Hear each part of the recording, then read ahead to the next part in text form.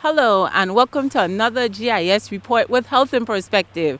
Reporting for the Ministry of Health and Social Development, I am Public Health Communications Specialist Natasha Letzum. Today, we're coming to you from White Bay on the beautiful island of Jost van Dyke, here with the team from the Department of Waste Management to speak about waste diversion. We have an interesting show for you today, so I invite you to sit back, relax, enjoy, and learn about recycling and what you can do to help to keep the beautiful islands of the BVI clean and green. We'll get started right after this commercial break. Hello, I am Mark Vanderpool, Minister for Communications and Works, and I would like to speak to you about how we all can help reduce the territory's carbon footprint. By means of reusable grocery bags, you can eliminate non-biodegradable waste. With this waste gone, the territory will be able to use less fuel to burn garbage, save money, conserve energy, and help us build our territory for a brighter tomorrow.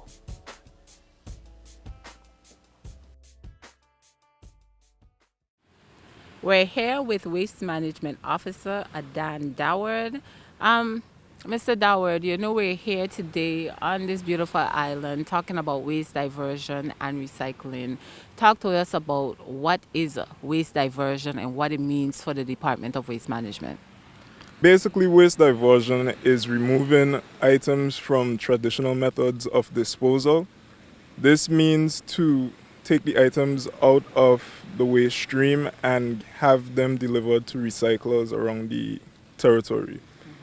This is good for the British Virgin Islands because the traditional means of getting rid of waste is unfriendly to the environment. It harbors a lot of negative impacts. When I say that, I mean it doesn't look good for a tourist to take a tour around the island and see smoke burning. It doesn't look good for them to have flies around the restaurant and so forth. So by diverting a large amount of waste, we not only increase the beauty of the BVI, we also increase the life of the incinerator, as well as slow down reaching capacity at the landfill in the British Virgin Islands and all other islands on the territory. Now tell me, how is the department going about doing this? How are we diverting waste at this time? Well, as we're here on Jost van Dyke, we are actually asking businesses to carry their waste to the transfer station, and if they can sort it, that would be the ideal goal.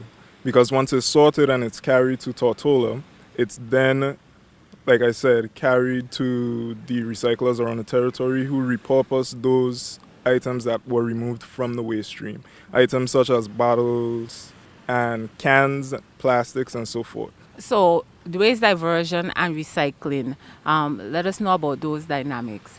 How does waste diversion aid in recycling, and what is the message for recycling that you want the community to know about? Well, the dynamic between waste diversion and recycling is that if you remove the items that are toxic to be burned at the incinerator or placed in a landfill, those items go to the recyclers who then repurpose the items for other means of use, basically. In terms of the message to the community with regards to recycling? The message to the community in terms of recycling would be basically we have an influx of population, whether it's through reproduction or folks that are immigrating to the country. I say all of this to say, when your population increases, you would end up having more waste going into the waste stream. So by practicing waste diversion, we get some of the waste from the businesses out of the waste stream. And in turn, we would hope that the community follows waste separation at their residential establishments to then also aid in waste diversion, because recycling at home is basically waste diversion, or waste being diverted from the incinerator and the landfill in Tortola. Now, I know that you have an initiative also going on in the schools right now where you're trying to introduce this concept. Speak a little bit to that. Well, the schools, we took a fun approach at the schools. Bruce the Mongoose came out and he tried to encourage the kids to basically recycle at their schools, and in turn we'll hope that they go home and practice the same methods. This would promote waste diversion once again, because we know that glass bottles are detrimental to the incinerator at Parkwood Pond. So by them recycling bottles at the schools and then taking the practice home, the second generation will be better, or the up and coming generation, for lack of a better word, would be better prepared to deal with the waste problems of tomorrow. So we're going out into the schools. We're here right now on Jost van Dyke, and we're trying to introduce this concept of waste diversion and promote recycling within the territory in an effort to keep it cleaner and greener. So I will leave you with this final opportunity now to maybe make any plea to tell us what schools you have right now on the recycling program and how can other schools participate. Well, Vojangara was actually, most of their schools are actually practicing the recycling initiative at their campuses. The Altes Catliff Primary School was the pioneering school to start the initiative, which would start in 2017 semester. We would just ask our schools to be receptive of the concept and try to place the ideology into the minds of the students. Well, we just heard from the waste management officer, and up next on the program, we will be speaking with management from the Soggy Dollar, who is actually going to, this is one of the businesses over here on Jost van Dyke, who has taken this initiative quite seriously, and we're going to get a look at his operation and how things are done. Stay tuned. Hello, I am Mark van der Poel, Minister for Communications and Works. As you know, the government of the Virgin Islands is improving the territory's electricity infrastructure through the Phase 5 Power Development Program. And as we continue to develop this aspect, we need your help in conserving energy. Here's how. 1. Turn off lights and equipment when they're not in use. 2. Use the sunlight to brighten up a room whenever possible. 3. Switch out old water heaters for an energy-efficient solar water heating unit. And 4. Install LED lights, which are also energy efficient throughout your home and office. These are just a few ways you can contribute to improving our energy sustainability, save money, conserve energy, and help us build our territory for a brighter tomorrow.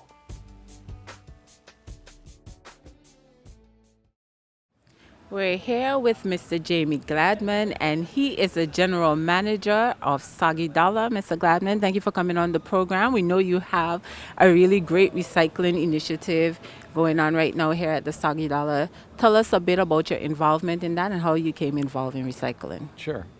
We've been recycling and separating glass for approximately 4 to 5 years. I think we did it just to follow the environmental right thing to do when it comes to waste management and disposal. So we were doing it early on with the belief that the proper facilities might follow on an island, so which they have, and so it was easy conversion for us because we were already in the process of doing it. So tell us a bit about your operation. What type of waste do you divert? We are a very busy beach bar, so we do a very high volume of glass bottles and wine bottles and rum bottles for the most part. With our painkiller, we do a very high volume of rum. So we have approximately 8 trash bins around the beach, and they are used primarily throughout the day by the beach guests. And then in the mornings, we do have a recycle color recycle bin over here for bar guests that can see that we do recycle. So we also recycle our plastic cups, and we go through the beach trash and do the best we can at it still makes it into the regular waste bins, but do the best we can to remove those when the trash is removed from the bin, to then transfer to these bins over by the bar. And then from the bar, as a bartender, there is a separate, which we'll show you, a separate entrance and disposal for strictly glass as it comes from the bartender, to where it's separated at the point of its disposal right here. And then it's removed from there, and we'll show you how we take it to the back and out to the waste center. It sounds like quite an operation. What is your motivation for carrying out such a large operation in terms of taking that time to recycle? I think from the owner's perspective and carried over through our management is just it's the right thing to do. We want to be seen as, I don't know if I'd call it a leader, but we want to be out in front of any of those environmental and disposal procedures that would make the island a better, cleaner place. So we want to be the first ones to be able to do that. And what are the benefits to Sagidala? I'm not sure. There is. I think we do it because we believe it's the right thing to do. So it's a little bit more work, but it's worth it for us, because I think it's more of the social message it sends to other businesses, hopefully, on the island, and to guests that show we have a lot of foreign guests, stateside guests that come, and they recognize that we recycle, they ask if we recycle, and they're happy to participate, where we want them to know we're carrying out some of those, the idea of what recycling means for the planet, for the island. So we want to make sure they know we get it. Awesome. I want to thank you for that brief introduction. Now, can you give us a tour? Certainly. Our waste bins are located throughout the beach here, and then typically the guys that would clean the beach every morning, as they remove this, if they do see glass, they would pull it out from the bin, leave the rest of the trash there, and take it to these bins over here.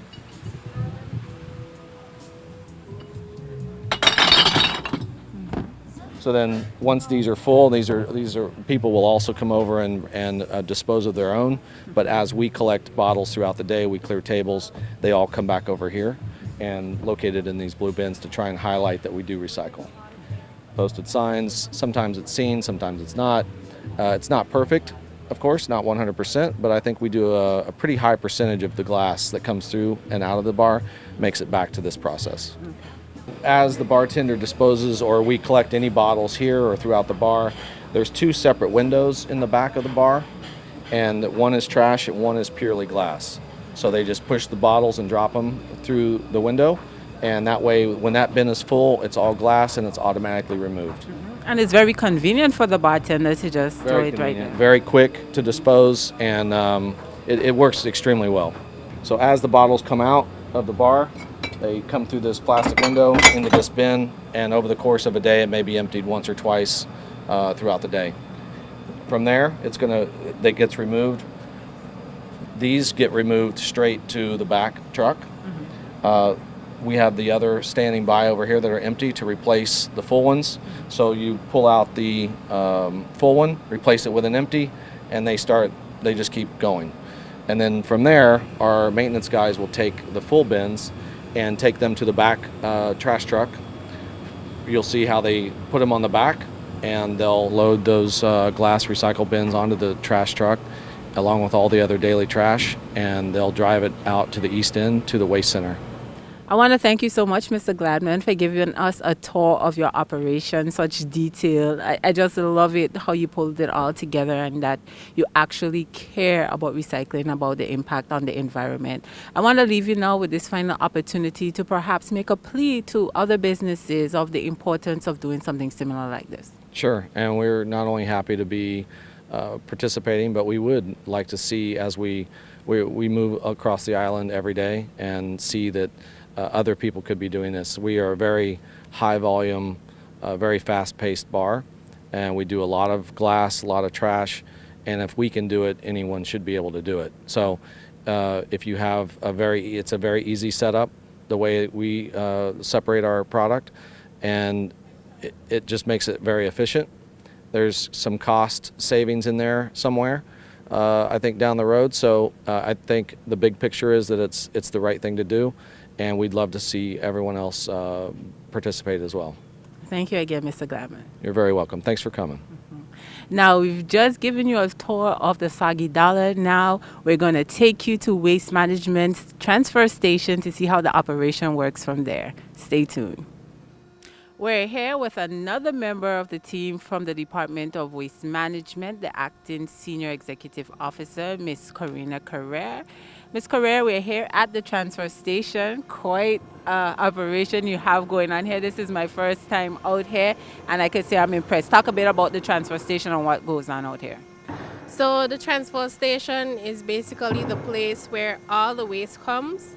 It's sorted, and it's held here until it's ready to go over to Tortola. Now, we just came from Soggy Dollar, and you could still see their truck here in the background. So they came in here with all the recyclables that they collected down there. What happens now? Well, originally the bin that they use for the glass, it would normally be inside of the transfer station. But basically, there are signs when persons come down here. There's signs for glass. The recyclables are glass and cans, so those are put together. Then we have the residential and commercial waste. This is the cardboard boxes, any garbage or plastic. Then what we have is yard waste and what is considered to be bulky waste. So we have yard waste, appliances, and pallets. All of the waste has their designated bins that they need to go into, and once they're filled, they come over to Tortola. So now, how long has this transfer station been up and running, and what benefits have the department derived so far? Well, approximately since 2014, the transfer station was in effect. And the benefits of the transfer station is that we are able to contribute to those persons who want to recycle. You'll see that we have persons over in Virgin Gorda using the glass to make other things. But the overall benefit of it is that before we used to have a landfill where we would burn our garbage at Batson Bay, and that would cause flies, and the smoke was, very hazardous to the environment. So it reduces the flies, and then we don't have the burning anymore. So persons are not affected by the smoke. Great.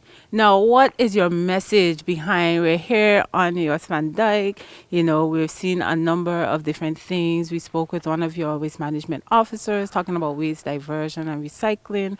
What is your key message right now to the public? What do you want them to know as it relates to waste diversion and recycling and the overall benefit not only to your department but the territory at large?